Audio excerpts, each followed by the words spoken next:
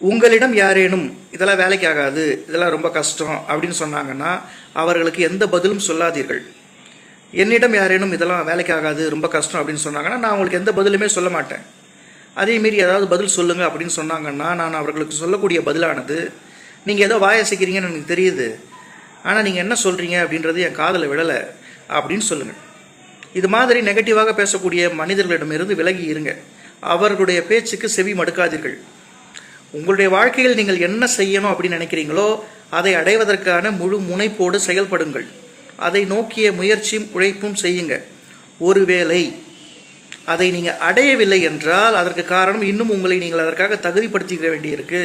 உங்களுடைய முயற்சியும் உங்களுடைய முனைப்பும் அதற்கான உங்களுடைய உழைப்பும் இன்னும் நீங்கள் அதிகமாக செலுத்த வேண்டியிருக்குன்றது தான் அர்த்தம். அது தோல்வி கிடையாது. நிஜமான தோல்வி அப்படின்றது என்னன்னா, உங்களுடைய முயற்சியை நீங்கள் கைவிடுவது தான்.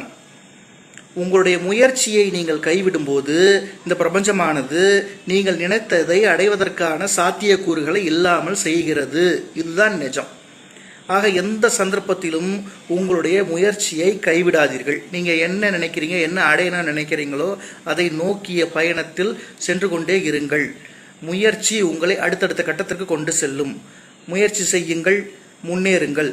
முயற்சி திருவினை ஆக்கும். நன்றி.